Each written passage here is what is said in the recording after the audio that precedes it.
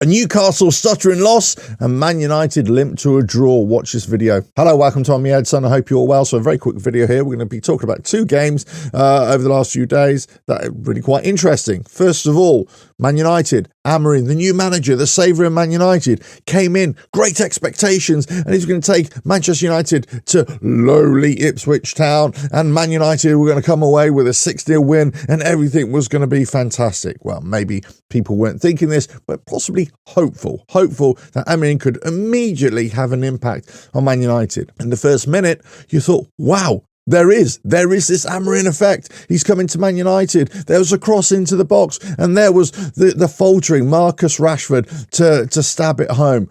Wow, this is amazing. This is what Man United fans have wanted for the longest time. All other fans of all other clubs have not wanted this, of course, but Man United fans, yes. And then it just went from a quick high to falling off a cliff and not just being really effective at all. And it was the same old for Man United. Now, Ipswich Town, they got their equaliser, yes, and neither team deserved to win this game, in my opinion. But again, Amorim, he led Man United to a limp draw. It wasn't that great. Now, what for the future of Manchester United? I mean, of course, these are early days. He only had a couple of days to work the players. You can't work miracles in a couple of days. But obviously he can see that there's issues with that team. He can see there are issues with the way they're playing, their energy levels, the way they're closing down, the way they're moving the ball. He can immediately identify. In fact, I think he came out after the game and saying that there were issues here and there.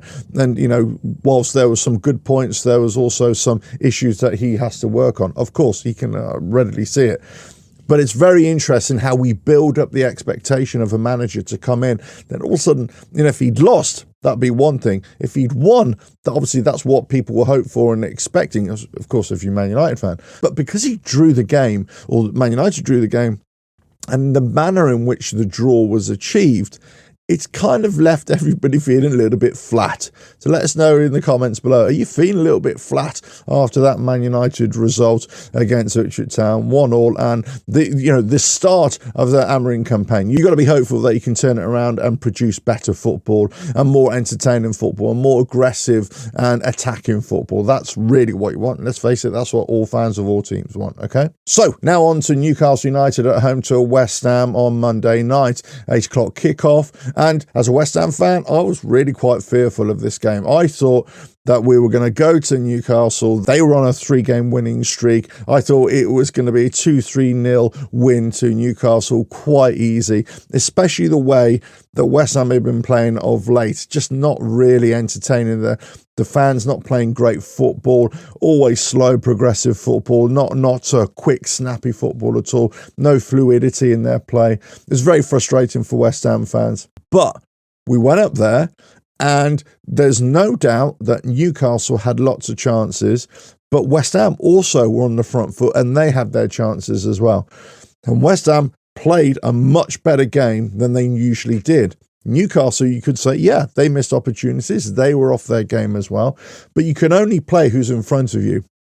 West Ham went up there, changed the midfield, which is the most dramatic change in this game. And it enabled us to be more on the front foot and to take the game to Newcastle and put them under pressure and take our opportunities as well. And, it was a great display, a great away display. Souček got a goal. Wan-Bissaka got his first goal for the club as well. I've been quite impressed with Wan-Bissaka all season as well when I've seen him at the London Stadium as well and in other games as well. I think he's played particularly well. Souček has been off and on. Sometimes he's had great games, other times he's not. But overall, the team hasn't really performed anywhere near to our expectations or to our wants and desires. And we've been very critical of the manager Lopetegui in the way he's been playing. But now he's sort of shifted the midfield round to make it less defensive and more fluid and more attacking, bringing in the other players as well. And then all of a sudden you think, oh, okay, if this is what we can expect in the future, then it might not be so bad. Now, at the weekend, West Ham are playing Arsenal at the London Stadium. I will be there. Will it be much of the same, or will it be a return to the old dross that we've been watching for the last few games? So it'd be very interesting to see if any team can maintain a high level of performance, or that peak in performance that gets the fans up for it, that gets the fans enthused, that gets the fans wanting to see more and more. Or will there suddenly be a drop off the cliff again? Now, for Newcastle, you've got to think, well, what the hell is going on there? There's a lot of inconsistency. You'd think that sometimes they're playing well, sometimes they're creating lots of chances. On another day, they put those chances away. There seemed to be something missing from there. There seemed to be something that their players, a lot of them, they're dealing with injuries, yeah, just like any team. They're playing players out of position. They're playing players in positions that is not normally their position, and the players that are available, they're not injured, they're just not being picked. So you wonder what's going on behind the scenes at Newcastle. I mean, if you're a Newcastle fan, let us know what is going on behind the scenes. Why isn't Eddie Howe picking the players that are suited to those positions? And you've got lots of players who've basically gone off the boil a little bit, haven't they? You would think coming off 3 winning games, you think, oh, they'd be up for it a little bit more. Yes, granted, Eddie Howe was saying they had problems regrouping, let's say, after the international break, and all teams suffer this, in all fairness.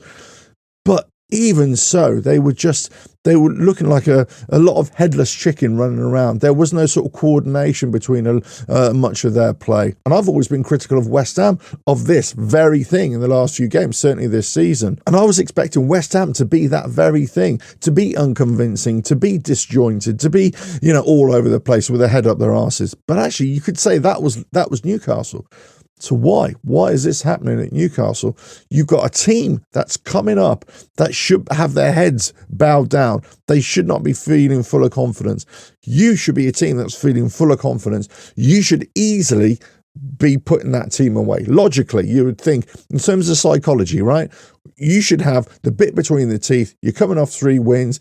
You should be fired up for it. West Ham come up and they're complete opposite, right? They're not good at all. They can't be feeling good about themselves.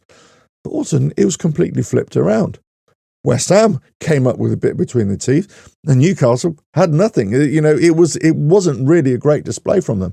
Granted, they still had their opportunities. Better in the first half, went off the boil in the second half. West Ham were consistent in their game right throughout the game, I thought. So all the spoils go to West Ham. I'm very happy, of course I am. But in terms of a game, and if you're a betting man, and I'm certainly not, and I don't advocate anybody bets, but if you're a betting man before the game, you would put all your money, or any money that you can spare, on Newcastle, because that's where all the indicators were. But as the old adage goes, sport is a funny old game. Let us know your thoughts in the comments below. If you like what I do here, well, just keep on watching videos, and I'll catch you again. Bye now.